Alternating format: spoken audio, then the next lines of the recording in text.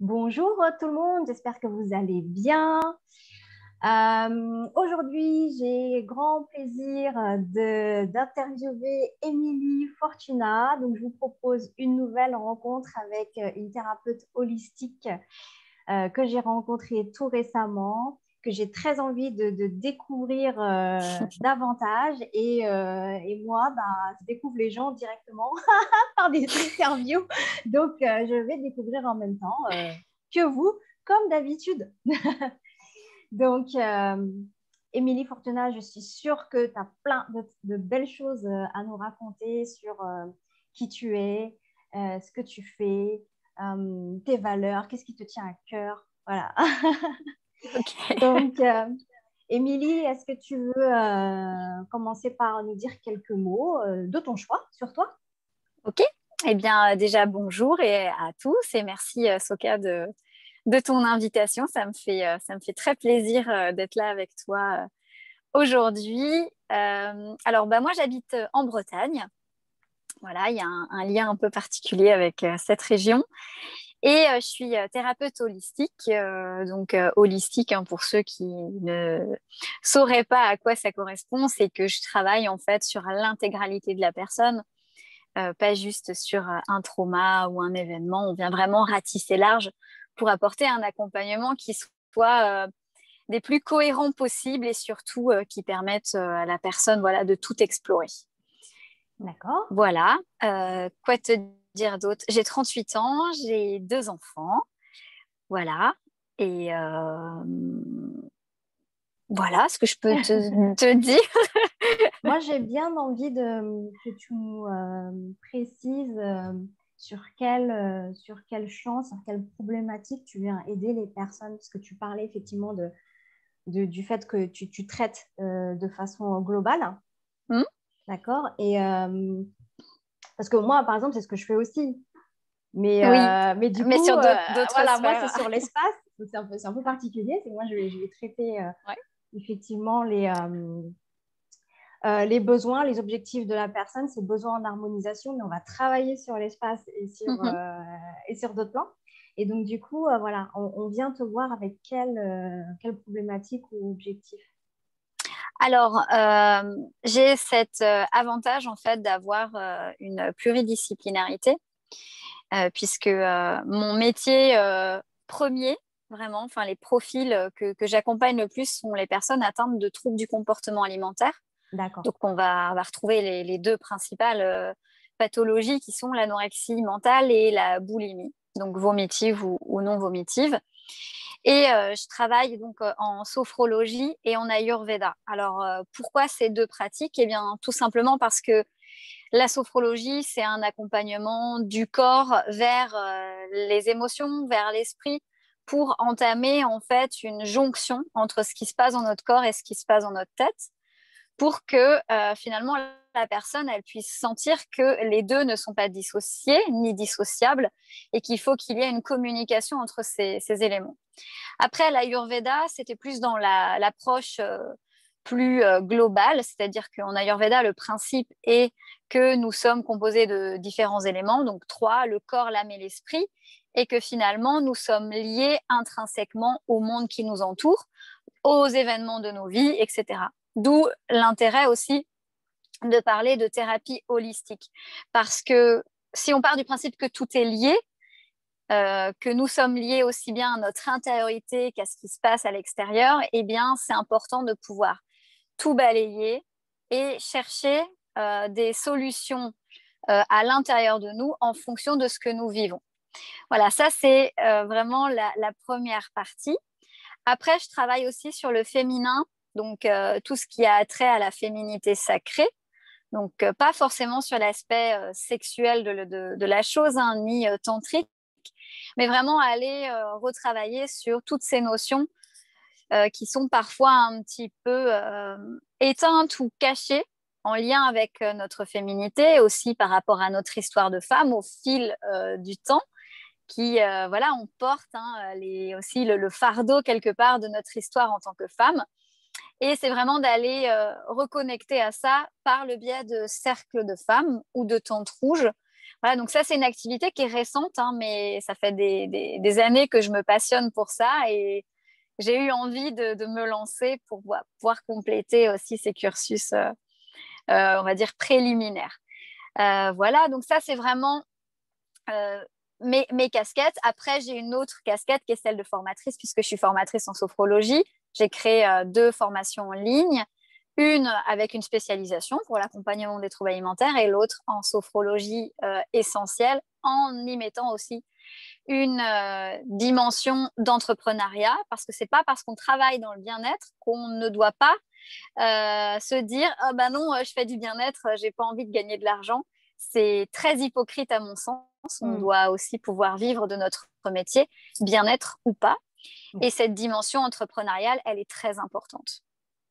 Oh, c'est super. Voilà. J'ai envie de te poser une question. Ah, mais c'est génial, hein. C'est génial. J'ai plusieurs questions. Du coup, voilà. La première, je reviens à l'aspect Ayurveda.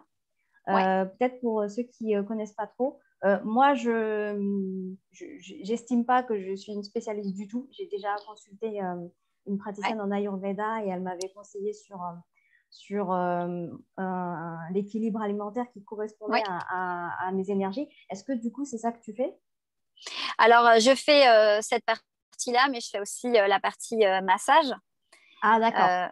Voilà, donc pour moi, il y a tout qui va ensemble. Hein. Donc, il y a le corps, il y a le travail du corps. Voilà, il y a le travail du corps aussi, parce que c'est cette écoute du corps aussi qui permet de... pour moi, ce qui est important, si tu veux, c'est de rendre autonomes les personnes qui me consultent. Bien sûr.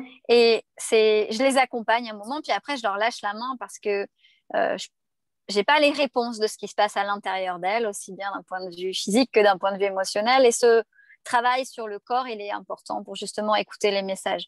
Notre corps, c'est notre meilleur allié. C'est lui qui va nous donner toutes les réponses. Très bien. Et le fait de travailler aussi bien d'un point de vue alimentaire, parce que je vais donner un exemple assez basique, quand tu as une énergie pitta, qui est une énergie feu, hein, où on ressent vraiment dans le ventre, quand on se nourrit par exemple, ça brûle un peu, et bien ça c'est déjà un message. Donc on va essayer de travailler là-dessus, rapporter peut-être plus de fraîcheur dans les aliments, etc.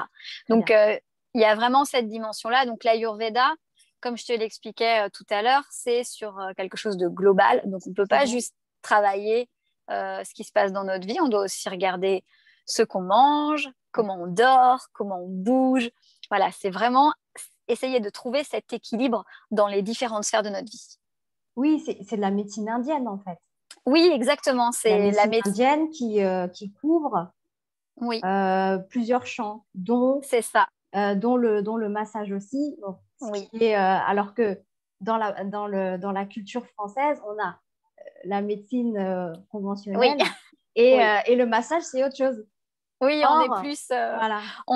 Si tu veux, la médecine indienne, déjà, c'est une médecine qui est ancestrale, voilà, comme la médecine chinoise d'ailleurs. Il y a beaucoup de choses qui se ressemblent entre l'Ayurveda et la médecine chinoise et c'est pour ça que c'est intéressant. C'est pas étonnant du tout. Pas du tout. C'est pour ça que c'est important d'aller explorer toutes ces pistes-là. Et c'est plus une médecine, on va dire, de prévention. Parce qu'une fois que le bobo il est là, il est là. Donc, c'est avoir une hygiène de vie, quand on parle de massage, c'est aussi important de se faire des automassages, de faire circuler les énergies parce que le travail sur le corps, c'est pas qu'un travail physique, c'est aussi un travail énergétique, un travail spirituel. C'est global, c'est complet. Donc, en travaillant avec la médecine ayurvédique, on a accès à des outils qui nous permettent de préserver notre santé. On ne guérit pas, on préserve la santé. Oui. Voilà. Mais ça soulage aussi quand même.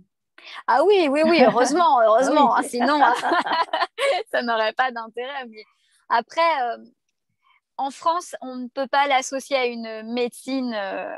Voilà, on n'a pas le droit de le faire. On n'est pas médecin. Nous, on vient plutôt en soins support. Voilà. C'est ça. Très bien. Super.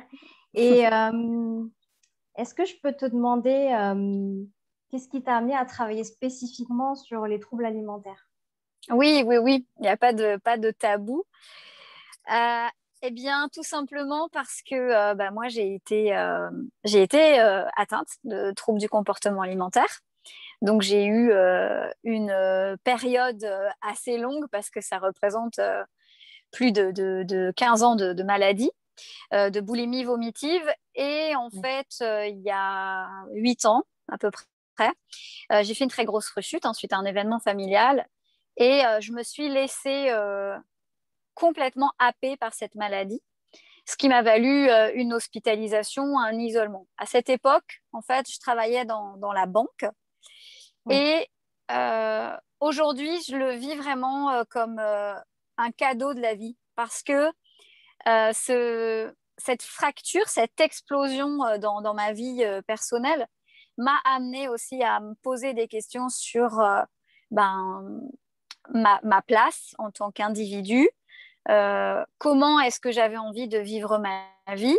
Et je pense qu'on est nombreuses et nombreux à avoir, comment dire, mené un peu, enfin, tracé notre ligne en fonction des attendus et pas Mm. en fonction de ce qu'on avait envie. Et finalement, cette maladie-là, elle m'a permis vraiment de me positionner, de me dire, OK, donc là, voilà, je suis toute seule dans une chambre d'hôpital.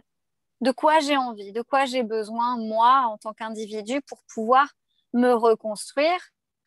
Et c'est un cheminement voilà, qui a commencé. Je me suis penchée sur différentes techniques et la sophrologie. Très bien. Je connaissais déjà, puisque j'en avais déjà fait quand j'étais étudiante pour calmer mes nerfs avant les examens. Yes. Et j'ai fait cette rencontre avec une thérapeute à l'hôpital. Et quand on a commencé à travailler ensemble, je me suis dit, c'est ça, c'est ça que je veux faire. Je suis faite pour ça, je le ressens dans mon cœur, ça vibre très très fort. Et je me suis lancée. Voilà, donc j'ai eu la chance de pouvoir expérimenter cette maladie et du Ouais. coup de m'en servir aujourd'hui comme point d'appui. Parce que pour moi, on ne peut pas accompagner quelqu'un si on n'a pas vécu des choses aussi. Et la légitimité que j'ai prise en travaillant avec les troubles du comportement alimentaire, c'est que je suis consciente de la douleur que ça peut Tout à fait. provoquer. Et par conséquent, je pense du coup avoir cette possibilité de mieux les comprendre et de mieux les accompagner parce que je suis passée par là. Ça ne veut pas dire que j'ai des solutions miracles, pas du tout. Mais c'est juste qu'à un certain moment de ma vie, je parlais ce même langage qu'ont les patientes aujourd'hui. Et par conséquent, la communication, elle se fait assez facilement. Et comme on est dans une thérapie, on va dire, alternative, une thérapie douce, j'ai pas le même discours qu'un médecin, qu'un psychiatre. C'est ça. Donc, c'est aussi d'offrir à ces personnes-là une parenthèse, une bulle un peu dans cette fracture et de pouvoir le verbaliser avec quelqu'un qui connaît et qui sait Oui, ce que c'est. Voilà. super. Euh, du coup, je voudrais savoir, est-ce que selon toi, la boulimie, c'est plutôt un trouble qui touche les femmes? Et non, malheureusement, on parle beaucoup des femmes, Ah, ouais, mais il y a ouais. l'anorexie, hein, comme la boulimie, l'hyperphagie aussi, tous les troubles alimentaires touchent aussi les hommes. Parce Mhm. qu'on parle de l'injonction d'être une femme, ce culte voilà, de la femme parfaite, etc., qu'on voit dans les médias, mais c'est la même chose pour les hommes. Voilà. Après, il faut Et être bien pourquoi on n'en conscient. parle pas tant que ça? Eh bien, c'est un mystère pour moi, en tout cas. Peut-être parce que déjà, d'un point de vue féminin, c'est une maladie qui est super taboue. Alors, d'un point de vue de l'homme, on est quand même dans des sociétés très patriarcales, très orientées sur le masculin. L'homme est fort. L'homme n'a pas le droit d'être malheureux. L'homme n'a pas le droit d'être triste. Mais comme n'importe quelle pathologie, on va dire, dans la tête, le burn-out, c'est pareil. On ne va pas forcément évoquer le burn-out facilement, que ce soit chez les hommes ou chez les femmes d'ailleurs. Donc, oui, les troubles alimentaires existent aussi chez les hommes. Et c'est juste que c'est socialement moins acceptable que chez une femme. D'accord. Donc, a Voilà. priori, c'est autant l'un que l'autre. Oui, oui. Là, je te pose la question parce que j'en sais rien du tout. Oui, oui, c'est Mais autant l'un que l'autre. ouais, c'est autant l'un que l'autre, d'accord. Euh, est-ce que, est-ce qu'il y a une symbolique particulière en fait, pourquoi certains enfin, passent par la boulimie ou l'anorexie, enfin, par le trouble de l'alimentation, euh, plus qu'autre chose, pour exprimer Alors, leur mal-être? alors j'ai envie de te dire que ces maladies-là ne sont qu'un symptôme. Oui, La maladie, elle apparaît comme un symptôme d'un mal-être yes, oui. profond Mm.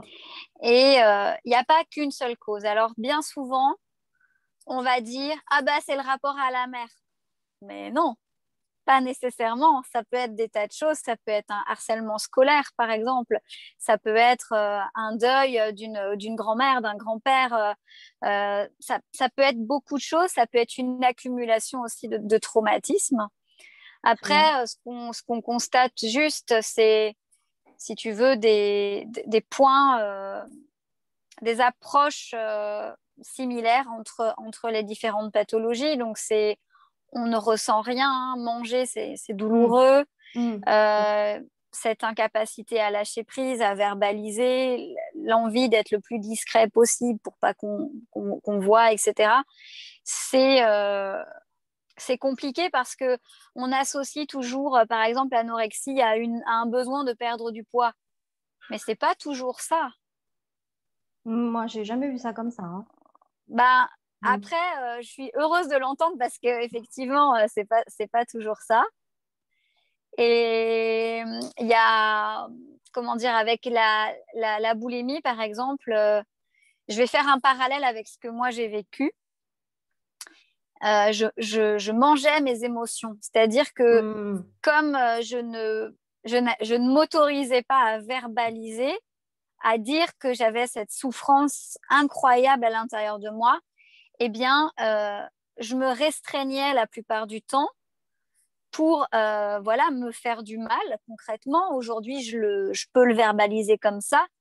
Et ma seule façon de lâcher prise, d'arrêter de vouloir être parfaite, d'arrêter de vouloir coller à ce que l'on attendait de moi, à ces dictats de la société familiale, tu vois, tout l'environnement familial qui n'était pas forcément malsain, c'est même pas que ça, c'est juste, voilà, on attend de nous plein de choses tout le temps. Et j'avais besoin de lâcher à un moment ce truc-là. Et donc, je mangeais, parfois des quantités astronomiques jusqu'à ne plus pouvoir en fait marcher droite tellement mon estomac était douloureux euh, pour aller ensuite me purger, pour me punir d'avoir perdu le contrôle. C'est même pas cette notion de j'ai mangé donc je veux pas grossir, c'est j'ai perdu le contrôle. Comment je vais reprendre le contrôle? Quand on parle de contrôle, c'est qu'à un moment donné, euh, quand toutes les choses t'échappent, il n'y a que sur un truc sur lequel tu peux avoir du contrôle, c'est ton corps. Donc tu fais quoi? Bah, tu le malmènes. Soit tu Mm. arrêtes de t'alimenter, soit tu t'alimentes beaucoup et puis tu te fais vomir après ou tu te fais pas vomir. Mais oui, c'est vraiment, c'est diriger les choses contre soi pour se faire du mal. Voilà. Après, ça, c'est mon point de vue. Mhm. Bien sûr, Euh, c'est ton expérience. Voilà, c'est mon expérience, mais on retrouve des choses comme ça. Après, il y a des pathologies associées aussi, les addictions, l'automutilation. Voilà, il y a beaucoup de dépression aussi, parce que quand tu t'alimentes pas, bah, là-haut, ça marche plus comme il faudrait que ça fonctionne. Voilà, donc c'est des maladies qui sont extrêmement compliquées à traiter, à accompagner. D'accord. Et qu'est-ce qui font que tu accompagnes surtout des femmes? Alors, j'ai accompagné des hommes aussi par moment, D'accord. ils sont moins nombreux, mais D'accord, ok. j'accompagne, oui, des femmes aussi, ouais. D'accord. Du coup, c'est quoi le déclic qui font que ces personnes viennent te voir? Alors, souvent, elles me sont envoyées par leur médecin. D'accord. Celles qui viennent spontanément sont en général prêtes à faire ce travail intérieur. Quand elles sont envoyées par une tierce personne, c'est plus compliqué Hmm, parce là, que parce que je suis très claire Oui. dans l'accompagnement en disant moi, je ne sauve personne, je Mm. ne soigne personne, je donne des outils, c'est toi qui vas faire le chemin. Et je pense que ça peut faire peur aussi, parce que c'est aussi remettre de la responsabilité dans sa vie. Et c'est pas simple. Il faut avoir cette envie de soigner, cette envie vraiment de guérir. Ouais. Mm-hmm. Après, il ne faut pas exclure qu'on peut se casser la figure, s'écorcher les genoux, mais on peut aussi se relever. C'est surtout ça. C'est surtout ça. Ouais. Il faut être prêt. Il faut être prêt. Après, tu vois, il y a une métaphore que j'aime beaucoup et que je leur dis souvent, c'est la métaphore du kintsugi. Alors, tu nous expliques? Oui, oui, oui. Alors, en fait, c'est un art japonais qui permet de réparer des céramiques en prenant en compte leur passé et leur brisure. C'est-à-dire que plutôt que d'aller rafistoler et puis cacher ce qui n'est pas beau, eh ben, on va venir sublimer ce qui n'est pas beau. Et pour moi, c'est ça. C'est le trouble alimentaire, c'est une brisure dans une vie, c'est une explosion. Il y a un avant maladie, un pendant maladie, et il y aura forcément un après maladie. Alors, plutôt que de regarder ce qui est moche, c'est de regarder les choses sous un autre point de vue et se dire que, ouais, à ce moment-là, à un instant T, c'est super douloureux, c'est super grave, ça fait un mal de chien, mais que quand on se rend compte de ce qu'elle peut nous faire comprendre sur nous, sur nos mécanismes, sur nos fonctionnements, eh bien, ça lui confère finalement une autre dimension. Yes. Et c'est ce chemin-là, l'objectif de la guérison, il est finalement secondaire parce que tout ce qui se passe pendant cette phase de cheminement très personnel, de croissance, parce qu'on grandit aussi avec nos expériences, eh bien ça, pour moi, c'est ça qui est beau dans ce processus et qui permet justement de travailler sur cette notion de résilience. Oui. Voilà. Et en fait, je sais ce que c'est, parce que j'ai ma meilleure amie qui fait ça. D'accord. Mais je n'avais pas le nom en tête, tout simplement. Et en fait, elle rafistole des brisures dans des petits pots. Et puis, elle fait des colonnes. Elle met à la place quelque chose de doré. Alors, je sais pas, oui, le pain, je sais pas et c'est magnifique. C'est exactement ça. C'est super beau. C'est quelque chose enfin, symboliquement, je trouve que ça se prête bien, mais pas qu'avec les troubles alimentaires, en fait, pour n'importe quel événement de vie. C'est effectivement, oui. N'importe quelle souffrance, n'importe quelle souffrance, ouais, effectivement. C'est beau.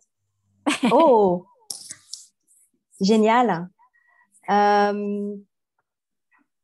Du coup,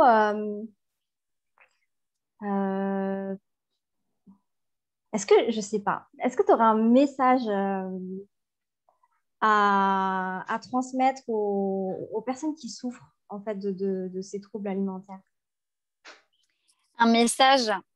Le message, c'est de regarder à l'intérieur de soi, de s'explorer et surtout de garder espoir. Oui. Parce que, comme je l'ai dit, il y a eu un avant, il y a un pendant et il y aura un après. Et si tu pousses la porte vers cet après, il y a plein de belles choses. Oui. Voilà, c'est vraiment ça, c'est garder espoir, regarder à l'intérieur de soi, s'explorer et garder espoir. C'est très important. Parce que de toute façon, ce genre de trouble n'arrive pas par hasard. Et je pense que c'est vraiment là pour faire avancer. Et ça, je suis persuadée que les personnes qui vivent ça ont pour destin, profondément de voir les choses sous un autre angle. Et c'est l'apprentissage d'une vision plus belle de soi. Oui. Et de la vie. Et Et je suis persuadée que c'est quelque chose dont on peut se sortir, enfin, peu qu'on se prenne en main avant que ce soit grave.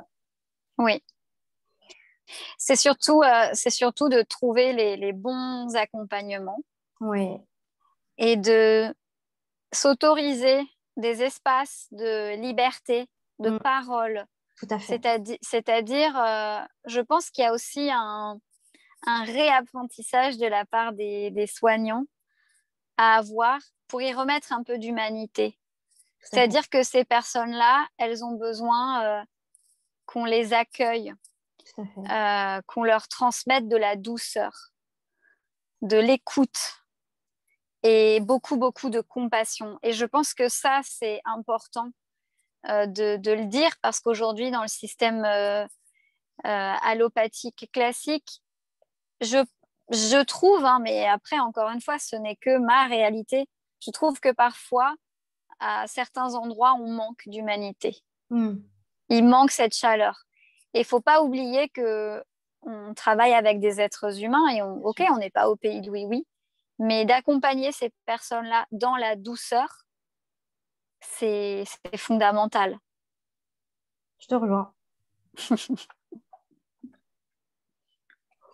Super.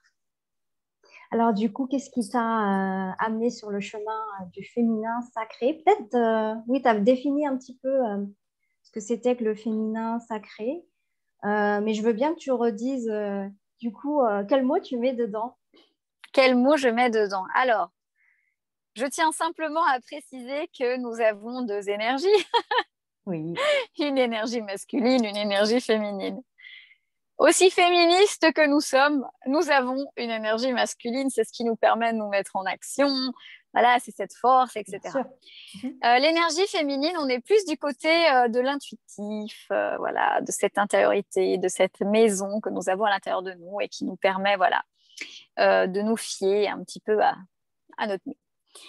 Euh, Pourquoi j'ai eu envie d'aller vers le féminin sacré? Tout simplement parce que j'ai été élevée avec que des garçons.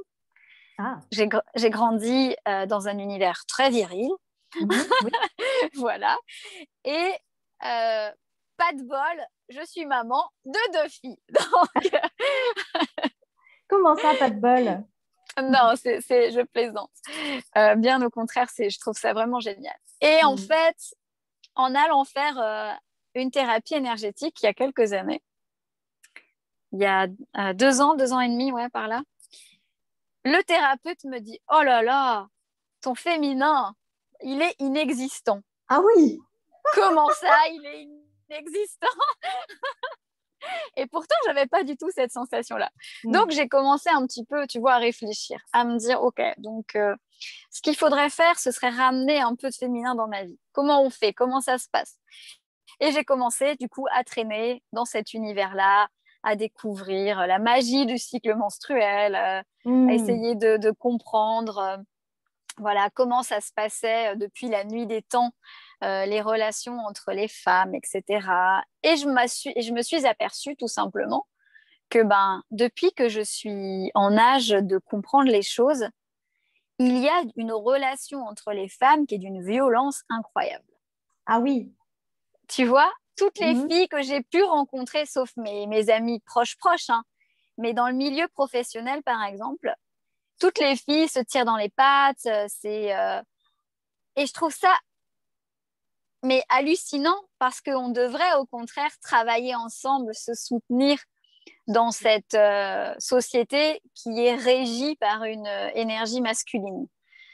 Voilà, ce côté très pragmatique, compétitif, etc., où on travaille plutôt de manière individuelle et pas au niveau collectif, etc. Et c'est venu comme ça. Donc, je me suis formée c'est par le à travail, hein. Pardon. C'est dans le cadre de ton travail? Pas forcément du mien, mais tu vois, des témoignages que je pouvais avoir avec mes amis, on en discute, quoi, tu vois, même sur certaines choses. Voilà, je trouve que voilà, il y a cette ambiance un peu brouillon, voilà, de la relation entre les femmes.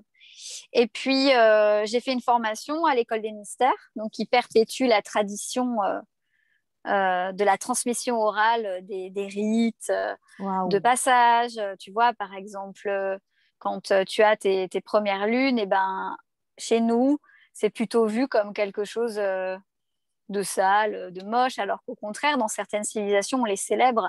Et je trouve Hmm, que c'est important de ramener aussi ce côté un peu sacré de ces passages euh, d'une vie linéaire à une vie cyclique. On a de la tout à chance fait. d'avoir cette cyclicité et puis ça nous permet, en accueillant qui nous sommes profondément, de cultiver un peu plus la confiance en soi, l'estime de soi, travailler sur voilà, notre positionnement, le fait de prendre place au sein de la société et puis surtout de s'aimer, quoi. C'est, tu vois, de se faire des petits bisous comme ça et de se dire, je suis une femme, c'est génial.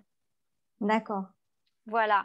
Et donc, Et tout ça a fait que je me suis dit, ça, c'est bien aussi de pouvoir le proposer euh, dans un aspect moins thérapeutique, mais plus de développement personnel oui, et de le faire de manière collective. d'accord. Voilà. Et enfin, je suppose que ça t'a touché particulièrement pour que tu t'entreprennes. C'est des cercles que tu fais? Oui, oui, Voilà, c'est des cercles. Alors, oui, ça m'a touchée parce que tu sais, avec la boulimie, j'avais une image de mon corps qui était voilà. pas du tout bonne. Elle est là, la jonction. Ouais. Elle est là, la jonction, tout à fait. Et puis, il y a Ok. eu ce travail fait aussi, Ouais. voilà, sur le rapport au corps, le fait Ouais. Hmm. d'accepter, d'accepter aussi les changements corporels entre les périodes de la vie d'une femme. Quand on a des enfants, le corps change, voilà. Quand on avance dans l'âge aussi, le corps change, etc. Et je ne voulais plus que ce soit un tabou dans ma vie personnelle. Et je me dis Bien. que si moi je le vis comme ça, il y a sans doute des tas de femmes qui le vivent aussi de la même manière. Et plutôt que de se réparer individuellement, proposer des Très bien. espaces de Hmm. parole, Hmm. parce que forcément, il y a des choses qui vont résonner chez les unes et chez les autres. Et on va y apporter voilà, un peu de cohésion. Voilà, donc d'où l'intérêt de pouvoir proposer des cercles comme ça. D'accord. Et quelles sont les motivations du coup des femmes qui te rejoignent? Pourquoi elles ont ce besoin? Parce qu'il y a souvent de la solitude Yes, ouais, dans leur rapport à elles-mêmes. d'accord. Euh, il y a aussi ben, le côté de prendre du temps pour soi, Oui, d'être dans le partage aussi, voilà, d'aller profiter d'un moment ensemble sans être sous pression. Vraiment, hmm, on vient comme bienveillant. on, Hmm, voilà, on vient comme on est. On peut même venir en pyjama avec des petits chaussons lapins. Ça se passe très bien, il n'y a pas de problème avec ça. Et bien, c'est vraiment ce côté un peu cocon. très On bien. vient pour se faire du bien. On vient pas pour faire une psychothérapie. Si on n'a pas envie de parler, un cercle des femmes, c'est pas grave. On écoute avec son cœur et on parle avec son cœur. Voilà. D'accord, C'est ça la motivation première. d'accord. Donc dans ce cercle-là, c'est un espace de parole. Oui, Est-ce que c'est un espace d'autre chose aussi? Est-ce qu'il y aura c'est un des espace activités? assez intime Oui, dans le sens où on va évoquer des sujets euh, parfois, comment dire, que l'on n'a pas l'habitude d'évoquer non plus. c'est sûr. Hmm, Donc, on va pouvoir parler aussi bien de contraception que de sexualité, etc. Ça, c'est une des parties voilà, du cercle. On a aussi une partie méditation, hmm, très des bien. voyages aussi au tambour pour permettre justement de lâcher prise et de faire un saut à l'intérieur de soi pour peut-être aller rencontrer des parties de soi que l'on n'a pas l'habitude de côtoyer. Donc, ça peut être la petite fille que l'on était, ça peut être l'image d'un animal, d'un lieu qu'on a aimé. Tout ça, c'est vraiment un travail, on va dire, en profondeur. Voilà, ça, c'est ce que l'on peut retrouver pendant ces cercles. Alors, parfois, il y a des thématiques et parfois, il n'y en a pas. Mhm. C'est la seule chose que l'on retient et les retours que j'en ai, c'est à chaque fin de cercle, c'est oh là là, c'était intense. Dans le bon sens? Voilà, dans le bon sens, oui. Oui, oui, dans le bon sens. Ouais. Et est-ce que je peux te demander qu'est-ce qu'il y a, comment t'en es arrivé à ce thérapeute qui t'a dit t'as pas de féminin du tout? C'était quoi le symptôme qu'il a, l'indice? Alors, en fait, donc c'était un énergéticien. Oui, Donc, j'étais allongée sur la table et je voulais qu'il me fasse un petit état des lieux. d'accord, Tu vois vraiment, bon, j'en suis où là? d'accord. Et, et quand je me suis allongée et qu'il a commencé à travailler, j'ai senti un côté de mon corps comme tu sais, en lévitation. D'accord. Et je lui dis, oh là là, c'est bizarre ce truc-là, j'ai l'impression que je suis penchée. Oui, Et là, il m'a dit, bah, normal, t'es complètement déséquilibré, ton féminin n'existe pas, il y a ton masculin qui a pris toute la place. d'accord. Donc c'est comme Et ça. c'était D'accord. vraiment dans ce truc-là. Et donc après, on a travaillé un peu ensemble, voilà, à redistribuer de manière homogène l'énergie, mais il a fallu faire un travail de fond. Ça fonctionne pas comme ça, ce serait tellement bien, mais Mhm. allez, je vais poser mes mains, je vais te remplir d'énergie, ça va aller. Ce serait tellement bien. Génial. Et comment, avec le recul maintenant, est-ce que tu as, des conseils à nous donner pour savoir si on est trop masculin? Je crois que c'est vraiment de prendre le temps de s'écouter. Oui, Si maintenant vous êtes tout le temps dans l'action, que c'est tout le temps la course, à plein de choses et qu'on a du mal à prendre du temps pour des activités, on va dire ressources. Donc d'accord. activités ressources, la lecture, voilà, la cuisine, tout ce qui va nécessiter un petit peu d'aller travailler avec son plus, Ouais, son intuition, son ressenti. de se Euh, poser. voilà, de se poser, eh bien, ça montre aussi qu'on est un peu déséquilibré sur l'aspect masculin-féminin. D'accord. Il y a pas de recette miracle, c'est juste d'accepter de lâcher un peu l'énergie de, de, du speed, un peu voilà, de la vitesse, pour aller vers des activités plus cool, voilà, de prendre ce temps-là pour se poser. Comme tu dis, c'est exactement ça, c'est se poser. Super. Euh,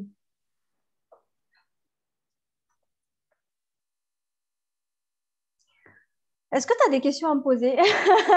Ah ah. Oui, j'en ai plein toujours. Ah, c'est vrai? Bah alors, vas-y.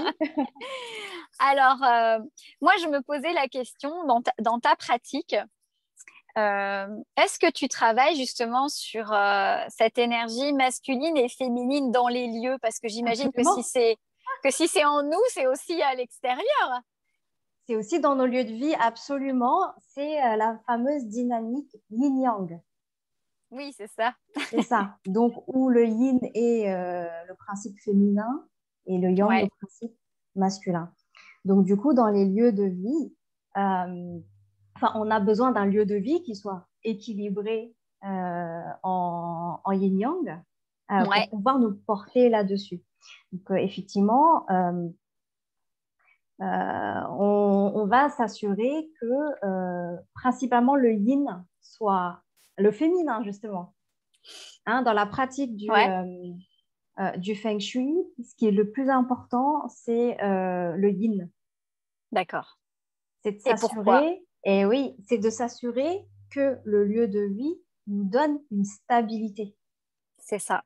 en fait, que ce soit un lieu ressource dans lequel Ouais, on ne s'éparpille pas, dans lequel il y a une efficacité de ressourcement. C'est la D'accord. première chose qu'on va regarder. D'accord. Et donc, comment on fait ça? On s'attache beaucoup aux pièces qui ont un rôle yin D'accord. euh, euh, par nature, les chambres. Ouais. Donc là, on se régénère par excellence. Donc, c'est une pièce qui est yin. Ouais. D'autres pièces qui sont yin aussi, ce sont les salles de bain, les toilettes. Alors là, on rentre dans une, euh, dans une dimension qui est très profonde. Là, D'accord. c'est le nettoyage de soi. Ouais. Donc, c'est une dimension de ressourcement par le nettoyage. Donc, c'est Mhm. du yin aussi. Donc, ça, c'est important de regarder ces pièces-là. Et puis, il y a des pièces plus hybrides, D'accord. comme le salon. Ok. Voilà, le salon, c'est à la fois un lieu où on se pose, on a le canapé, Ouais. et à la fois, c'est le lieu de vie, c'est le living room. D'accord. C'est là où Oui, ça c'est vit. où ça circule, Voilà, c'est là où etc. Ouais. on se rencontre, on discute, on accueille les invités. Donc, il y a les deux choses. C'est D'accord. plus hybride, mais on préfère quand même qu'il y ait un équilibre entre yin et yang à ce moment-là, hein, dans le salon. D'accord. Euh, le, Moi, personnellement, je vais éviter qu'il soit trop yang. Donc, trop yang, c'est-à-dire il y a pas assez de confort. Au niveau du mobilier, c'est pas cocooning, ça donne pas envie de se poser. Et on reste toujours énervé. D'accord. Donc, non, mais parce qu'en fait, voilà, un salon qui va être trop yang, il va pas pouvoir soutenir les personnes parce que quand elles rentrent chez elles, déjà, elles viennent de l'extérieur. Donc, elles viennent d'un Oui. environnement qui est déjà très yang. Donc Oui, c'est très ça. en mouvement, où ça nous sollicite énormément, même si on a passé un très bon moment. On est quand même très sollicité quand on vient de Oui, tout l'extérieur. le temps. Voilà, donc du coup, le salon, certes, c'est la pièce la plus yang aussi par nature. C'est D'accord. la pièce la plus yang, mais il faut qu'elle soit un yin quand même. Finalement, quand tu dis, quand tu exprimes ça, ça voudrait dire que, c'est- comment dire, c'est comme si tu allais te recharger C'est ça, dans ton salon. Donc, le fait de te poser dans un canapé hyper moelleux, où tu tout as à envie de fait. te délasser, de rêvasser, c'est, allez, hop, je rentre à la maison, C'est je ça, me mets sur ma recharge. Bim, c'est et ça. voilà. C'est ça, C'est ok. complètement ça. C'est ça qu'on va chercher. Et, euh, et pour l'aspect yang, qui est plus masculin, Ouais, on va faire très attention au dosage. d'accord. Au dosage parce que on vit une vie qui, enfin, en tout cas dans le mode de vie occidental, est très yang. Oh Donc, oui, du coup, l'harmonie, enfin, le lieu de vie, tel qu'on va l'harmoniser en feng shui, est là aussi pour compenser. ouais. Finalement, tout est Mm. question d'équilibre. Absolument. Dans tout ce qu'on se dit là depuis tout à l'heure, Mm. c'est trouver l'équilibre aussi bien vers l'extérieur, enfin dans notre maison, parce que finalement, on va y passer beaucoup de temps dans notre maison, mais comme au travail, c'est bien de pouvoir justement avoir des points d'accroche comme ça. Bah, Euh, surtout on y reste au moins un tiers de sa vie déjà à dormir. Je parle Oh, pour ceux, voilà, je parle pour ceux qui sont jamais chez eux, ça reste quand même un tiers de sa vie. ouais, et c'est Parce vrai, qu'on passe un tiers de sa vie à dormir. Donc, du coup, le feng shui de la chambre, il est capital. d'accord. Rien que ça. Et alors, à ton avis, une chambre qui serait trop surchargée, donc je pense notamment aux chambres de mes enfants, tu Oui. vois, Ça dépend, surchargé en quoi? en jouets. C'est-à-dire qu'il Oui. manque de rangement? Euh, non, c'est pas forcément qu'il manque de rangement, mais tu vois, je vais donner un exemple très perso. Ma fille qui va avoir 12 ans, bah, c'est une préado, hein, donc elle, le rangement, c'est compliqué. Oui. Donc, tu ne peux pas rentrer dans sa chambre. Donc, typiquement, je me demande toujours comment elle fait pour, euh, pour se reposer, tu vois, parce que même visuellement, bah, ça donne pas envie de se poser. Pose-lui la question Est-ce que, déjà. ouais, voilà, finalement, c'est une perception personnelle, ce côté, comment dire, lourdeur dans une pièce, ou c'est Alors, vraiment quelque chose que l'on ressent déjà, pose-lui la question. C'est ouais, c'est très, très important de maintenir en fait la communication avec son enfant et ouais, de savoir ce qu'elle ressent et comment elle trouve sa chambre. Déjà, ouais. déjà lui demander son avis. Ah, je Déjà lui pense que demander, ça la dérange pas. voilà, non, mais de manière sincère. De manière sincère, est-ce qu'au fond d'elle, est-ce que ça ne la gêne pas trop d'avoir Ouais, que ce soit encombré? Enfin, voilà. N'hésite pas à creuser un peu le truc. ouais, Et oui, alors pour toi, ça peut te paraître fouillis ou comment elle fait pour se poser parce que tu n'es pas dans la même phase de vie qu'elle. oui, déjà, oui, c'est clair. Voilà. Et en fait, les adolescents, Ouais. ils sont entre deux phases de vie, donc c'est juste pas étonnant. D'accord. C'est juste Donc, pas étonnant que ce soit un peu le chaos dans leur chambre. donc finalement, le chaos intérieur, donc ce qu'elle peut vivre Tout à fait. dans justement ce mouvement de vie, se reflète. Tout à fait. Donc, quand tu dis, parce que cette discussion, on l'avait eue en off à un autre moment, Oui, donc finalement, notre maison, c'est le reflet de notre absolument. intériorité. D'accord. Absolument. C'est notre intérieur. Hmm. C'est notre vie D'accord. intérieure. Et il n'y a pas de jugement dans ça. Moi, je vais Oui, jamais bien sûr. imposer une ado à faire tout feng shui dans les principes minimalistes, ça circule et tout. Jamais. Parce qu'elle a besoin de ça. Elle a Ouais, besoin d'accord. de soi pour se positionner. En fait, Ouais, un adolescent va créer dans sa chambre le monde tel qu'il le perçoit. Et sans d'accord. doute, c'est pas clair. Il n'a pas encore rangé. Il n'a pas encore tout. Ouais. Il n'a pas encore tout compris. Donc, Tout n'est pas bien mis dans la bonne voilà. Donc, case, du coup, quoi. c'est encore là. Ça reste là. Ça Ok, reste je là. vois bien. Et c'est OK. Qui, à partir du moment où le reste de la maison peut proposer des espaces où l'adolescent peut se ressourcer, et quitte à ce que ce soit en dehors de la chambre, eh ben, ce sera du bonus, ce sera très bien. Ok, d'accord. Donc, pas de panique, hein. Voilà. Non, non. C'est... Par contre, si ça dure, Oui, si à 25 ans, c'est toujours le cas, oui, il je faut... te l'enverrai. Voilà. Ok, Je pense d'accord. qu'en Donc, restant en c'est super communication, intéressant. oui, oui, oui, oui. Rester en Mm. communication, qu'elles ne se sentent pas jugées. Oui, Non surtout pas parce ça. que c'est une phase normale Ouais. et que ben voilà, parlez-vous et vous verrez. Et puis moi, en attendant, je travaille sur d'autres pièces. En tout cas, quand il y a des ados, on voit déjà ce qui est possible de faire. Ouais, Euh, d'accord. clairement, jusqu'ici, j'ai jamais réussi à faire bouger un truc dans une chambre d'ado. Donc, tant pis, on Ouais. travaille le reste. On travaille le reste. On Ok. travaille le reste et les ados voient le changement. Parce que les Ouais. retours que j'ai, ils disent, il y a quand même ils voient que maman se sent mieux. Bon, voilà, déjà, ils sont contents de ça. Maman est moins sur le qui-vive Ah pour oui, tous voilà, les c'est trucs. ça. Donc, ça les interpelle positivement. D'accord. Ouais, ouais. Ok. Hmm, Donc finalement, c'est vraiment de travailler sur un ensemble. Donc tout à fait. si C'est l'ensemble de la maison est harmonieux, peut-être que ça va amener tout à les fait. personnes qui y vivent à se positionner différemment, peut-être réfléchir. C'est ça? Bah, en tout cas, à réaliser qu'effectivement, être dans un lieu de vie plus harmonieux, bah, c'est quand même chouette, hein.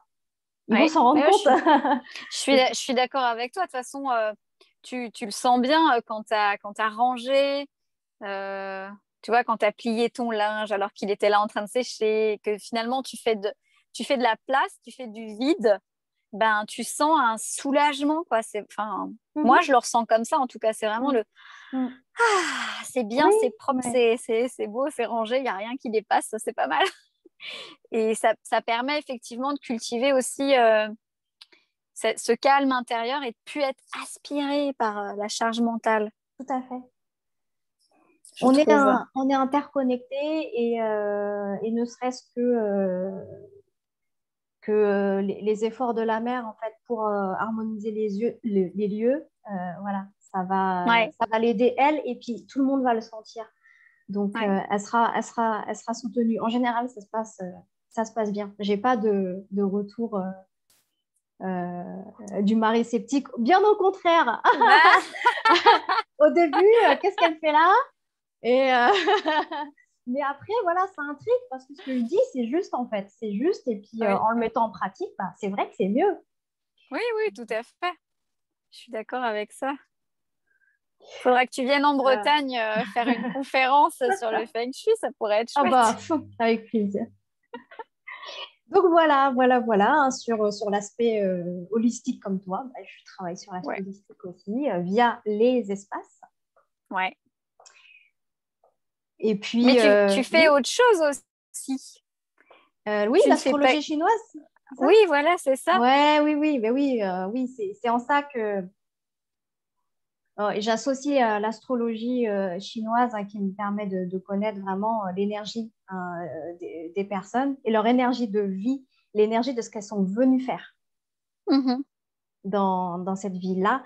Et donc, l'idée, c'est que les personnes puissent connecter avec justement ce chemin de vie hein, qu'elles avaient choisi au départ. Hein, Ouais, voilà. Et de s'accepter hein, telles qu'elles sont, de magnifier les énergies qu'elles ont, hein, comme oui. tu vois, j'ai oublié le nom, hein, la pratique japonaise, c'est ça, hein, le fait de Le magnifier, kintsugi. voilà, le kintsugi, le fait de magnifier aussi les zones qui paraissent souffrantes au départ, mais dès Oui, qu'on donne du sens et qu'on met de la lumière dessus oui, et qu'on sait pourquoi on vit ça, ouf, bah, il y a oui, vraiment quelque chose, autre chose, on passe à autre chose. Et l'idée aussi, du coup, c'est de faire correspondre en fait le lieu de vie à ce chemin de vie pour qu'il puisse soutenir, oui. pour qu'il puisse soutenir les personnes. Et moi, j'aime bien dire qu'avec le Feng Shui, je permets à ces personnes-là de s'accorder l'espace, Oui, tout à hein, fait. de déployer leur être. Oui. Bah, je suis assez d'accord avec toi. C'est-à-dire, tu fais de l'espace, On tu se fait de fais du, l'espace à soi. voilà, pour pouvoir accueillir aussi ce qui a besoin d'être là, Complètement. ce qui est juste et aligné, hein. Et avec C'est- conscience. Avec Et conscience. surtout avec conscience. La maison Surtout. parle beaucoup. Ouais, tout à fait. Sans l'astrologie chinoise, en faisant le feng shui de la maison, moi j'ai toute la guidance de la maison. D'accord. Donc, et ça, voilà, la maison, dès qu'on sait la décoder, elle donne des super messages. Non, mais c'est vrai, des super messages, des super conseils. Il n'y a pas de hasard. Mm. Il y a une vraie team là. Ouais, La maison a besoin qu'on rentre en relation avec elle, en fait, de manière consciente. ouais. Et elle a des messages à faire passer. Et tout ce qu'elle veut, c'est être en soutien. Donc, de toute façon, c'est aussi comme avec les êtres humains, c'est-à-dire que si Absolument. tu apportes chaleur, amour, Mm. bienveillance à ta maison, elle va te le rendre, Mm.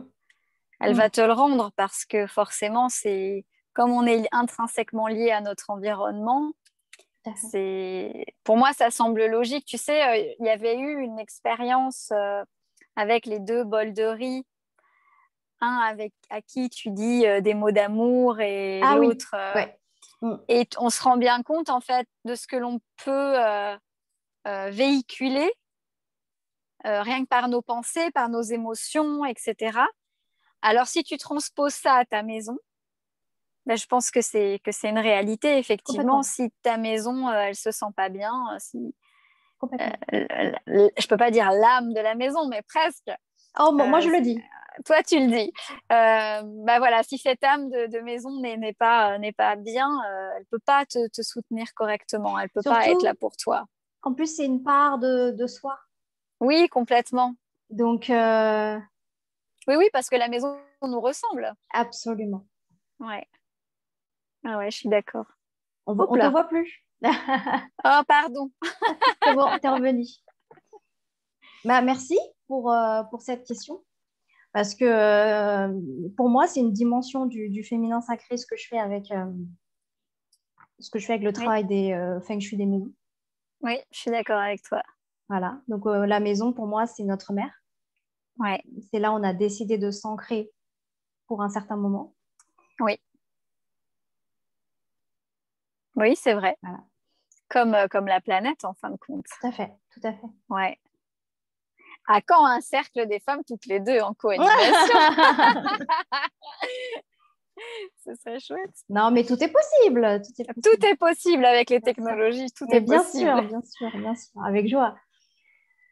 Très bien. Ouais, merci en tout cas pour ces échanges toujours riches, quoi. J'adore.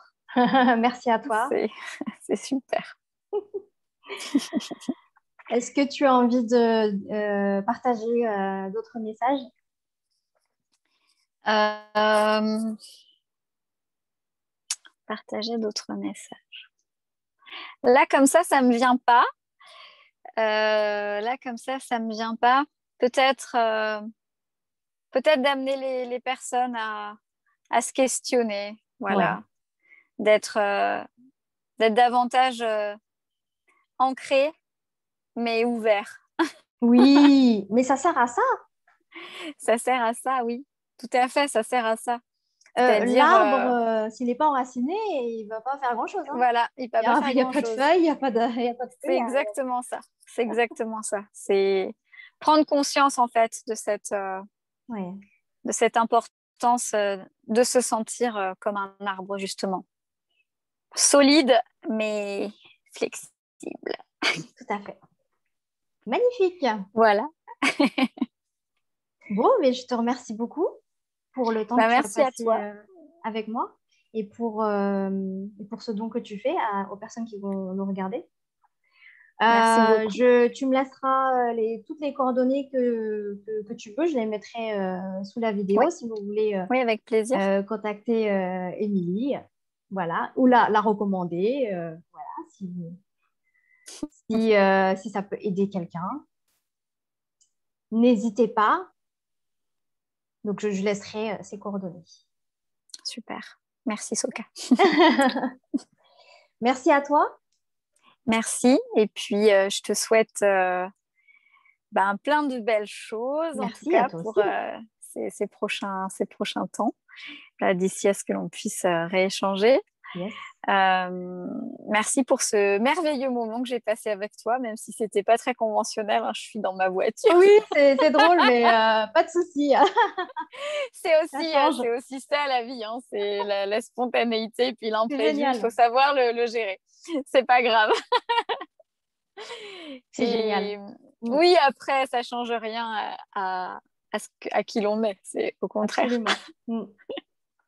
Et puis, ben, merci en tout cas à toutes et tous d'avoir écouté cet échange avec Soka. C'était super. Merci à vous et prenez soin de vous et à très bientôt. À bientôt. Au revoir, Soka.